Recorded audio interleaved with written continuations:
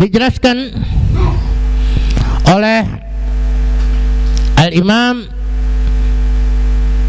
Syihabuddin Ahmad Ibnu Hajar Al-Haytami Asy-Syafi'i dalam kitabnya An-Ni'matul Kubra 'alal 'Alam.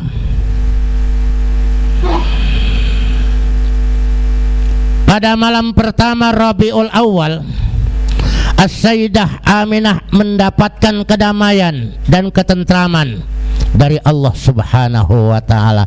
Rasanya happy, plong, nggak punya beban apa-apa. Itu pada malam pertama. Malam kedua, As-Sayyidah Aminah menerima seruan, berita dari Allah Subhanahu wa ta'ala bahwa ia segera mendapatkan anugerah yang agung dan mulia. Masih samar-samar, ya, masih samar-samar. Pada tanggal 3 Rabiul Awal, As-Sayyidah Aminah kembali menerima kabar bahwa sebentar lagi beliau akan mendapatkan anugerah besar, melahirkan seorang nabi yang sangat agung lagi mulia. Baru lebih jelas, ya. Kalau tadi dikatakan dapatkan keturunan yang mulia, tapi sekarang menjadi seorang nabi yang agung. Pada malam keempat terdengar suara zikir pujian para malaikat. Sallallahu ala Muhammad, sallallahu ala Muhammad, sallallahu ala Muhammad. Itu seluruh malaikat yang ada di langit, semua mereka itu memuji-muji, berzikir kepada Allah dengan salawat, menyambut kelahiran Nabi Muhammad. Itu didengar begitu hebohnya, dahsyatnya zikir para malaikat sampai ke telinganya Ibunda Aminah binti Wahab. Pada malam kelima, As-Sayyidah Aminah bermimpi bertemu dengan Nabi Adam, dengan Nabi Ibrahim alaihissalam. Dan dalam mimpinya itu Nabi Ibrahim memberikan kabar gembira bahwa sebentar lagi As-Sayyidah Aminah akan melahirkan seorang nabi penutup yang memiliki kemuliaan, nabi akhir zaman. Malam ke-6, As-Sayyidah Aminah melihat cahaya yang memenuhi seluruh sudut-sudut alam semesta, sehingga tidak ada lagi kegelapan. Melebihi malam Lailatul Qadar, malam itu tenang, di mana-mana kelihatan terang. Ibarat lampu itu wattnya itu ditambah, volumenya ditambah, sehingga tidak ada lagi kegelapan pada malam ke-6 itu. Pada malam ke-7, As-Sayyidah Aminah melihat berbondong-bondong mendatangi rumahnya, ya, melihat para malaikat datang berbondong-bondong. Mereka menyampaikan kabar bahwa waktu kelahiran Rasulullah sudah dekat. Lambat-lambat terus berdatangan. Pada malam ke-8, As-Sayyidah Aminah mendengar berita yang menyeru kepada seluruh penghuni alam untuk berbagi kegembiraan karena kelahiran Rasulullah sudah semakin dekat. Dan dikatakan wa mundu uliqat hadhihi ad-durratul maknunah wal jauharatul masunah wa kullu yusbihu wa yumsi fi sururin wa ibtihaj.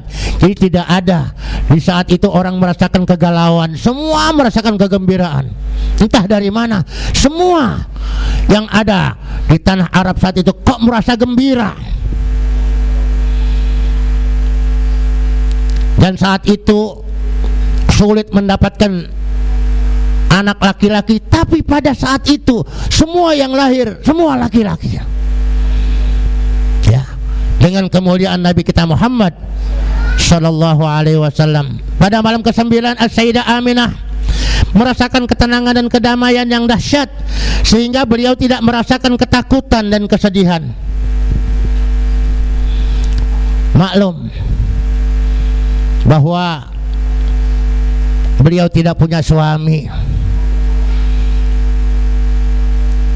Aminah mengandung Rasulullah ketika usia kandungannya baru 2 bulan. Suaminya As-Sayyid Abdullah ibnu Sayyid Abdul Muttalib sudah dipanggil oleh Allah Subhanahu wa ta'ala. Kalau diceritakan tuh panjang cerita bagaimana perjuangannya As-Sayyid Abdullah bin Abdul Muttalib. Begitu hebat perjuangannya mempertahankan kehidupan. Tetapi nggak urung, dalam kandungan Rasulullah di dalam perut ibunya 2 bulan.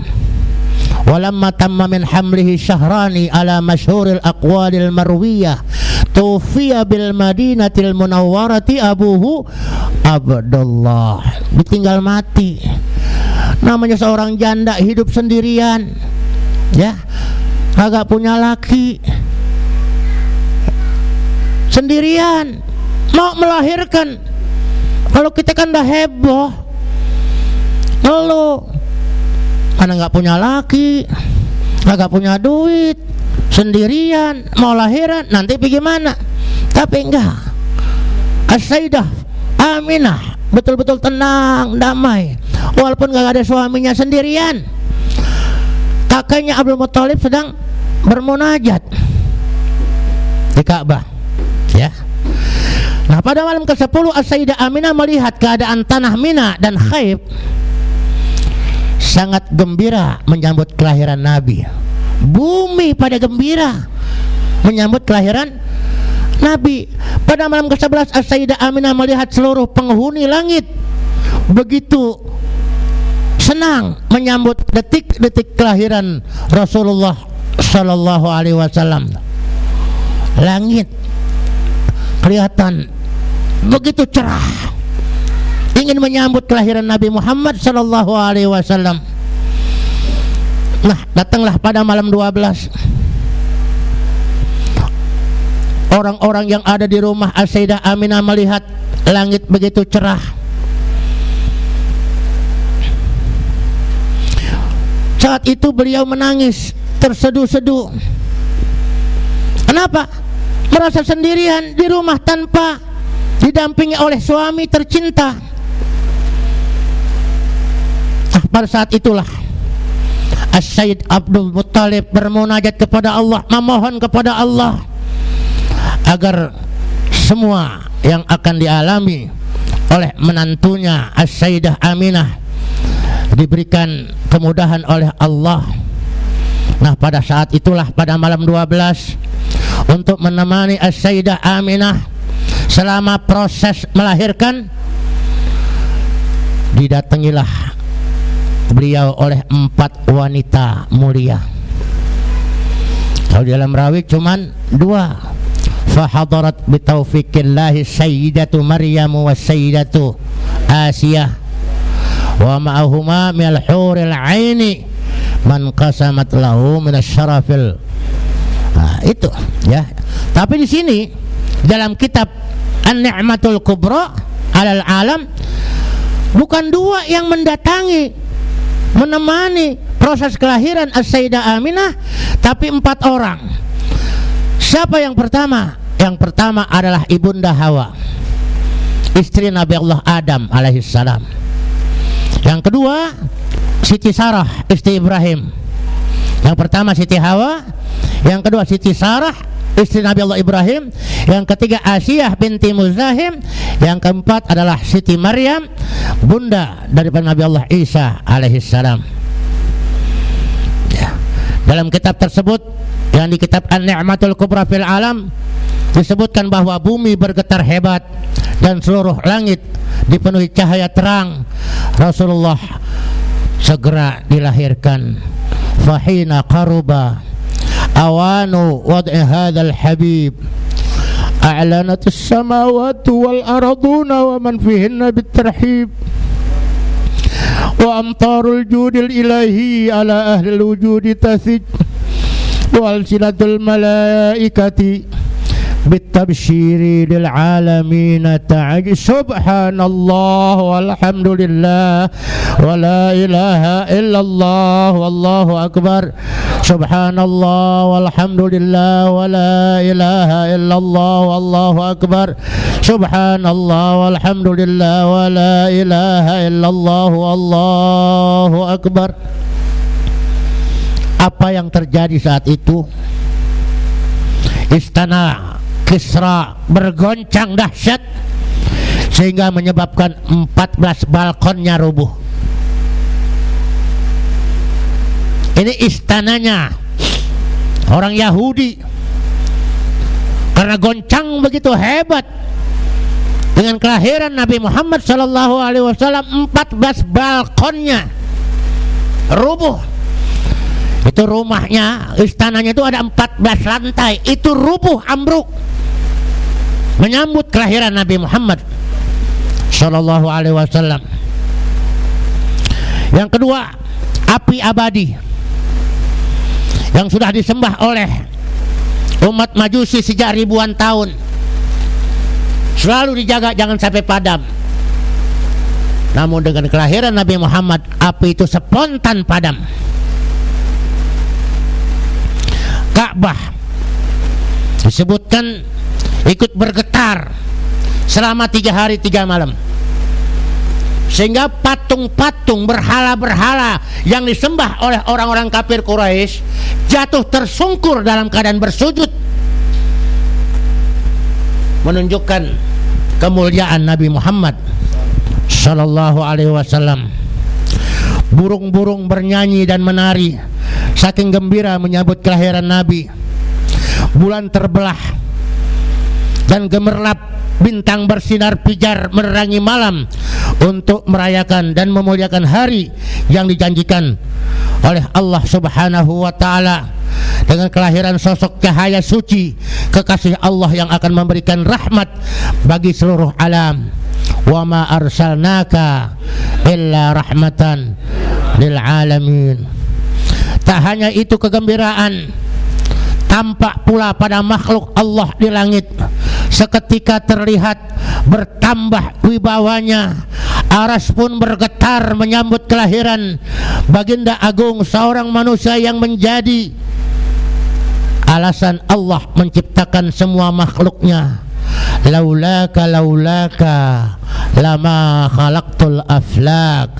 Kalau bukan lantaran engkau wahai Muhammad, tidak mungkin aku ciptakan alam semesta, bumi, langit dan seisinya, termasuk aras surga neraka, diciptakan lantaran Allah memandang manusia suci Nabi Muhammad sallallahu alaihi wasallam. Namun pada saat yang bersamaan, iblis yang telah membangkang dan kafir pada titah Allah itu memekik sekeras-kerasnya. Dia menjerit kecewa, cilaka aku, cilaka aku, cilaka aku. Begitu lama dia menjerit, menangis, disaksikan oleh kroninya jin dan setan. Pantas aku tidak bisa tembus naik ke langit untuk mengintip kejadian apa ini sampai begitu hebat. Ternyata usahaku untuk menggoda manusia akan semakin sulit dengan kelahiran seorang manusia termulia, yaitu Rasulullah sallallahu alaihi wasallam. Begitu bencinya iblis, begitu bencinya iblis dengan kelahiran Nabi Muhammad. Jadi orang yang benci terhadap kelahiran Nabi Muhammad, maka mereka bisa dikatakan kroni-kroninya iblis, ya. Orang yang benci dengan kelahiran Nabi Muhammad bisa dikatakan adalah kroni-kroni iblis. Bahkan tadi pagi saya dengar sebuah tayangan YouTube. Bagi Anda yang melihat saudara Anda merayakan peringatan Maulid, maka cepat-cepat nasehatin untuk berhenti Maulid. Jangan sampai mereka masuk neraka. Ini kurang ajar ini, ya. Ini kurang ajar. Kenapa? Orang udah asik maulid, cinta sama Nabi, disuruh berhenti. Ya, ini kan satu keanehan. Satu keanehan. Semua makhluk gembira kecuali cuman iblis yang benci. Makanya hati-hati. Hati-hati sekarang ini dengan golongan orang yang sudah berani mengatasnamakan Ahlus Sunnah wal Jamaah. Pertama namanya Wahabi. Wahabi ditolak, ganti nama Salafi. Salafi ditolak, ganti nama lagi, ganti baju, namanya Manhajus Salaf. Dan sekarang mereka mengklaim bahwa diri mereka adalah Ahlus Sunnah wal Jamaah yang benar, sebab mereka tidak melakukan bid'ah katanya. Mereka tidak melakukan bid'ah karena kegoblokannya, karena kebodohannya.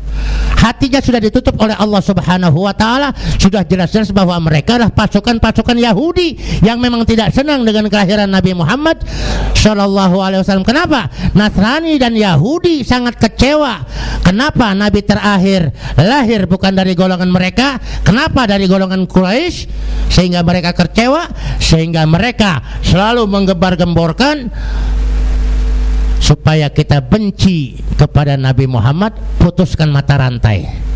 Mata rantainya adalah peringatan Maulid. Ini mereka mengatakan, putuskan mata rantai. Hati-hati.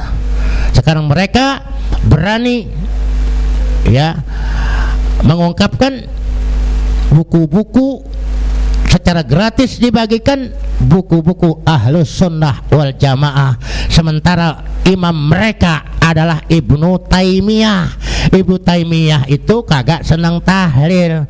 Kalau kita ulama-ulama kita tidak begitu. Mereka mencela Asy'ariyah dan Maturidiyah. Nanti yang akan kita bahas. Ini perlu kita ungkapkan. Kenapa? Sangat perlu untuk menyelamatkan keyakinan kita yang sudah betul-betul berjalan. Ya. Saya tuh gemes ini, dalam hal ini betul-betul gemes nahanin itu. Kapan sih pagi? Kapan sih pagi?